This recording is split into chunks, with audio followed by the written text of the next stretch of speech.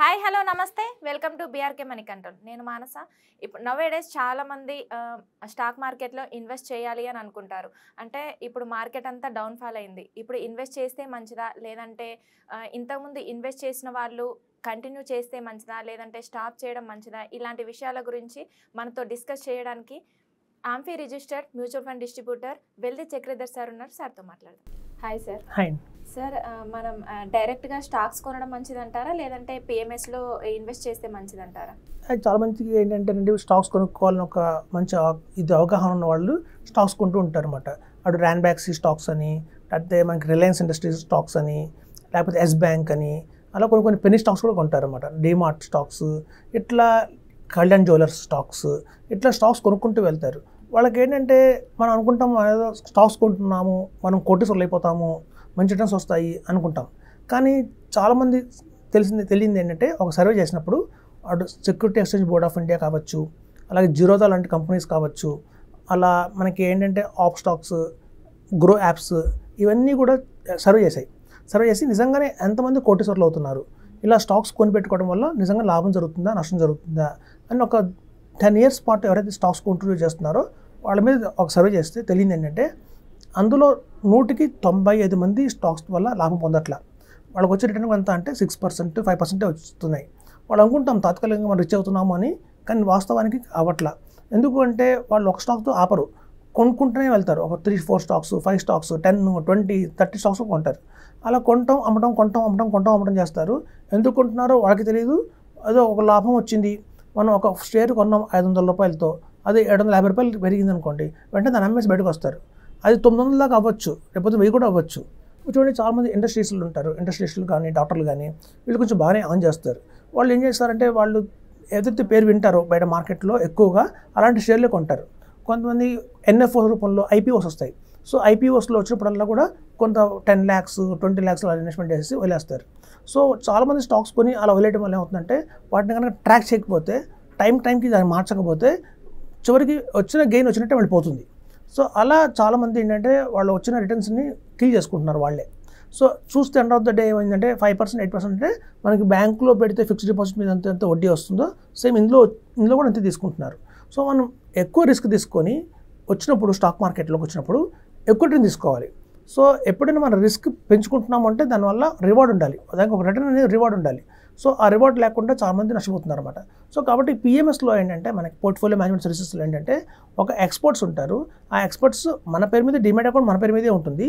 So మన పేరు మీద ఉన్న డిమాట్ అకౌంట్లోనే వాళ్ళు మన బదులు వాళ్ళు సెర్చ్ చేసి ఇవాళ ఏ స్టాక్ బాగుంది, ఇవాళ ఫార్మా బాగుందా, ఐటీ బాగుందా, లేకపోతే ఫైనాన్షియల్ సర్వీసెస్ ఏమైనా బాగున్నాయా, ఇట్లాంటివన్నీ కూడా ఆలోచించి ఒక 20 స్టాక్స్ తీసుకుంటారు. ఒక స్టాక్లో కాదు 20 స్టాక్స్ తీసుకుంటారు. అవి కూడా చాలా క్వాలిటీ స్టాక్స్ తీసుకుంటారు. సో అట్లాంటి క్వాలిటీ స్టాక్స్ వాళ్ళు రీసెర్చ్ చేసిన తర్వాత తీసుకుంటారు కాబట్టి గణనీయంగా మనకి ప్రాఫిట్స్ అనేవి బాగా వస్తాయి. మనం కనుక 4 to 5 years కనుక వెయిట్ చేస్తే పెట్టిన 50 lakhs 1 crore అవుతుంది. మళ్ళీ 1 crore, 2 crore, 3 crore, 4 crore అలా మల్టిప్లై అవుతుంది అన్నమాట. సో వెల్త్ని కనుక మనం బిల్డ్ చేయాలి అంటే మాత్రం ఒక ప్రాపర్ ఛానల్ ద్వారా వెళ్ళాలి, అదే పిఎంఎస్. అయితే మేము చాలామందికి మా దగ్గర స్టాక్స్ ఉన్నాయండి, వర్త్ దగ్గర 50 lakhs ఉన్నాయి అంటే మేము ఫ్రీగా చేస్తాం వాళ్ళకి. అంటే ఆ సర్వీస్ అనేది మేము ఫ్రీగా ప్రొవైడ్ చేస్తాం. వాళ్ళ దగ్గరికి వెళ్ళి వాళ్ళ డేటా ఇన్ఫర్మేషన్ తీసుకుంటాం అన్నమాట. ఎక్సెల్ షీట్లో ఇస్తారు వాళ్ళు ఆ స్టాక్, దానికి సంబంధించిన ఒక నెంబర్ ఉంటుంది. ఆ నెంబర్ ఐఎస్ఎన్ నెంబర్ అంటారు. ఆ నెంబర్లు ఆ స్టాక్ పేరు మనకి ఇస్తే మనం కనుక మన సిస్టంలో అప్లై పెట్టిన తర్వాత అది చెప్తుంది ఈ స్టాక్స్, ఈ 25 స్టాక్స్లో కూడా ఏవి బాగున్నాయి ఏవి బాగాలేదు అనేది మనం రిపోర్ట్ ఇవ్వచ్చు. అది ఫ్రీ రిపోర్ట్ ఇస్తాం మేము. కాకపోతే కండిషన్ ఏంటంటే మినిమం ఆ స్టాక్స్ వాల్యూ వచ్చి 50 lakhs అబోవ్ ఉండాలి. ఉన్న వాళ్ళకి మేము ఫ్రీగా రికమెండ్ చేస్తాం, ఫ్రీగా సర్వీస్ ఇస్తాం. సో సార్ మీరు చూడండి, మీ పోర్ట్ఫోలియోలో మీరు అనుకుంటున్నారు లాభాలు వచ్చాయని మీరు అనుకుంటున్నారు, కానీ గత 3 ఏళ్లుగా మీకు వచ్చిన లాభం ఎంత అంటే 8% అని చూపిస్తుంది. కంప్యూటర్ చూపిస్తుంది, సిస్టమ్ చూపిస్తుంది. అప్పుడు రిలీజ్ అవుతారు, అయ్యో నేను ఏదో నష్టపోతున్నానా ఇంత అని చెప్పి. అప్పుడు కావాలి అంటే కనుక వాటిని మేము పిఎంఎస్ కింద మారుస్తాము. ఇక్కడి నుంచి మేము దాన్ని మేనేజ్ చేస్తాము. తద్వారా వాళ్ళకి రిటర్న్స్ అయితే బాగా వస్తాయి. సో డైరెక్ట్ ఈక్విటీ అనేది చాలామందికి తెలియక కొంటుంటారు, స్టాక్స్ కొంటారు. ఎప్పుడు మనకి ఏంటంటే రైట్ టైంలో కొనడం ఇంపార్టెంట్ కాదు, రైట్ టైంలో ఎగ్జిట్ అవ్వాలి, ఆ స్టాక్ నుంచి మనం బయటకు వచ్చేయాలి. అది వాళ్ళు చేయరు. సో ఇప్పుడు ఏంటంటే ఒక టైంలో మనం కోవిడ్ తర్వాత ఫార్మా కంపెనీస్ చాలా బాగున్నాయి, లాభాల్లో వచ్చాయి. ఎందుకంటే ఫార్మాకి ఆ రోజుల్లో చాలా డిమాండ్ ఎక్కువ ఉంది, లాభాలు చాలా బాగా వచ్చాయి. సో అట్లాంటి టైంలో వాళ్ళు ఏం చేస్తారంటే ఎక్కువ ఫార్మాలో కొన్నారు, కానీ తర్వాత గణనీయంగా పడిపోవడం మొదలుపెట్టాయి. ఇప్పుడు ఈ టారిఫ్ వార్ వచ్చిన తర్వాత బాగా దెబ్బతిన్నది ఫార్మా స్టాక్స్ దెబ్బతిన్నాయి. సో కాబట్టి ఏంటంటే ఇట్లాంటివి అన్నీ కూడా వాళ్ళు రైట్ టైంలో రైట్ డెసిషన్ వాళ్ళు తీసుకోలేరు. దానివల్ల మొత్తం వచ్చినట్టే పొండిపోతుంది. సో అలా కాకుండా ఒక పిఎంఎస్ పోర్ట్ఫోలియో మేనేజ్మెంట్ సర్వీసెస్ ఏదైతే ఉందో ఒక టీమ్ ఆఫ్ ఎక్స్పర్ట్స్ ఉంటారు. వీళ్ళు కనుక ఆ హ్యాండిల్ చేస్తే ఆ పోర్ట్ఫోలియోని రిటర్న్స్ అనేవి బాగా వస్తాయి. చూడండి, ఒక డాక్టర్ కావచ్చు, ఒక ఇంజనీర్ కావచ్చు, వాళ్ళు వాళ్ళ ఫీల్డ్లో బిజీగా ఉంటారు.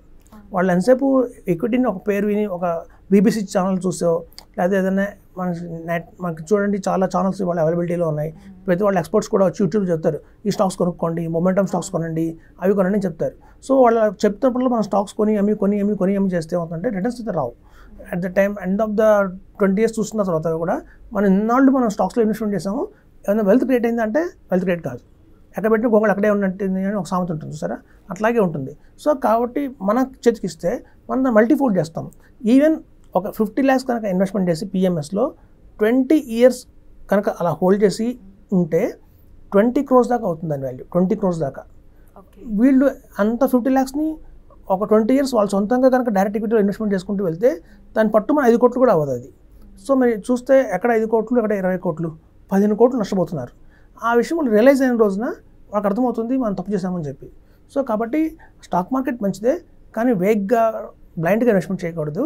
ఎందుకంటే 1980sలో 1990లో 2000లో కూడా స్టాక్ మార్కెట్లో ఒక మంచి స్టాక్స్ తీసుకుంటే ఆ రోజున ఇన్ఫోసిస్ కానివ్వండి, టీసీఎస్ కానివ్వండి, అలాగే ఏదైనా ఐసిఐసిఐ బ్యాంక్, హెచ్డిఎఫ్సి బ్యాంకు ఆ రోజుల్లో పట్టుమని ఒక 2 లక్షలు పెట్టినా కూడా ఇవాళ 2 కోట్లు అయింది.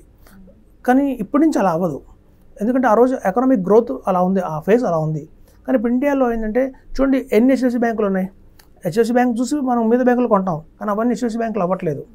ఇండియా మొత్తంకి ఒకటే హెచ్డిఎఫ్సి బ్యాంకు, ఒకటే ఐటీసీ, ఒకటే రిలయన్స్ ఇండస్ట్రీస్. చాలామంది రిలయన్స్ ఇండస్ట్రీస్ లాగా అవ్వాలని పెడతారు కంపెనీలు, కానీ అంత సక్సెస్